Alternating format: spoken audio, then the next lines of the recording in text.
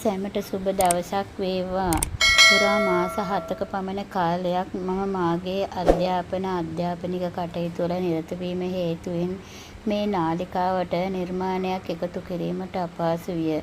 එහෙත් මාගේ දිවිමං පිතේ මම ඊට එහා ගිය ආධ්‍යාත්මික මන්තලාව හැදෑරීම නිසා බොහෝ දේ දැන කියා ගත්තෙමි. ජීවිතය, සිත, මනස, සොබාදහම මේ ආදී බොහෝ නොයෙක් දේ පිළිබඳ අධ්‍යයනයක නිරත වන්නට මට අවස්ථාව උදා විය.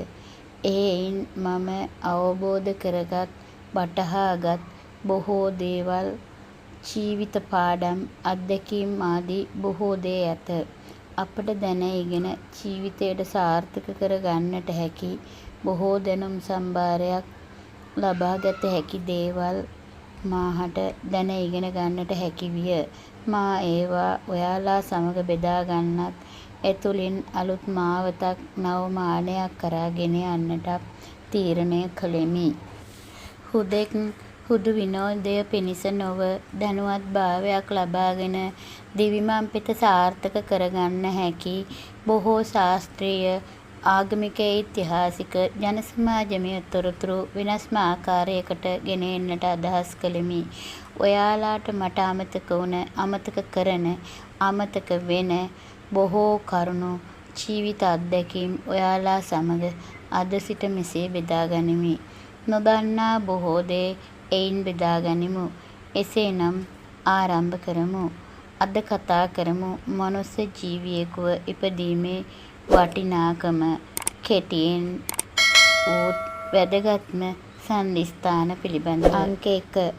ඔයාලා මොහොතකටවත් සිතුවාද අපි මනුෂ්‍ය ජීවියෙකු ලෙස මේ පෘථිවි තලයේ මනුෂ්‍ය ජීවියෙකු වශයෙන් එළිය දකින්නට පෙර මව්කුස පිළිසිඳින අවස්ථාවේ ලක්ෂ කෝටි ගණන් ජාන අතරින් ශක්තිමත්ව, නිරෝගීම, පින්වන්තම එකම එක ජානයක් ඇතුළු වීමෙන් තමයි මනුෂ්‍ය ජීවියෙකු මේ පෘථිවි තලයට ඒමට පෙරමං සැලකුම් කරගනු ලබන්නේ කියා මමවත් එය මොහොතකටවත් නොසිතුවෙමි.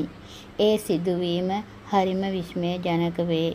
ජාන කෝටි දස දහස් ගණනක් එකවර ජාන බීජ වශයෙන් පිහිනා හරියටම එනු ලබන්නේ පුංචි මාළුවන් රැලක් එක දිගට එකම එක දිශාවකට පිහිනාගෙන එන ලබන ආකාරයටය.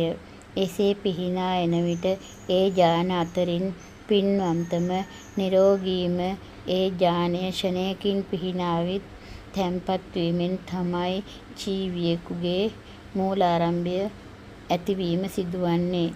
ඊට පසුව අනිත් සියලුම ජානයින් ප්‍රතික්ෂේප වෙයි. දැන් බලන්න අපි පළමුවෙන්ම ලබන මේ දිවි ගමන් මගේ පළවෙනිම ජයග්‍රහණය වන්නේ මව් කුසකට ඇතුළු වීමට දරන වීර්යය නොවේද කියා.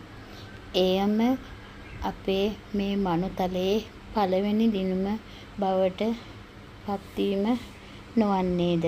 හරියටම ඉලක්කයකටම ගමන් කරන්නට හැකි සියලු සුදුසුකම් සපුරා ඇත්තා වූ පළවෙනි කඩුල්ල පැනපු අයුරු කෙතරම් අපූරුද කියා, මොනතරම් අපහසු කාර්යයක්ද කියා තොරතුරු sannivedanaya කරමු. ඔයාලා දන්නා දේ මටත් දැනුම් දෙන්න, මා දන්නා දේ ඔයාලාට කියන්නම්. අපි කතා කරමු, විශ්ලේෂණය කරමු, තොරතුරු බෙදා ගනිමු. එයින් කාට හෝ දෙයක් රැගෙන තම ජීවිතය ජයගත හැකි වේ. ආර්ථික, සමාජීය, ආධ්‍යාත්මික, ඉතිහාස, ආගමික පසුබිම් මේ ආදී හැම දෙයක් ගැනම කතිකාවක් පටන් ගනිමු. එය හොඳ සුහදශීලී සංවාදයක් බවට පත්වේවි, එකතු වේවි. එකිනෙකා සතු දැනුම බෙදා ගන්නට, තව කෙනෙකුට ප්‍රයෝජනයක් ගන්නට පුළුවන් අයුරින් සත්‍ය අත්දැකීම් බෙදා හරිමු. විවෘත මානසිකත්වයෙන් විවෘතව කතා කරමු. සුහදශීලී සමාජයට වැඩදායී දෙයක් කරමු. හොඳ දේ, හරි දේ බුද්ධිමත්ව, ප්‍රඥාගෝචරව බෙදා ගනිමු. විචාරශීලීත්වය ඇති කරමු. ඔයාලාට තෙරුවන් සරණයි. සුබ දවසක් වේවා. දෙවන අදියර තුලින් හමු වෙමු.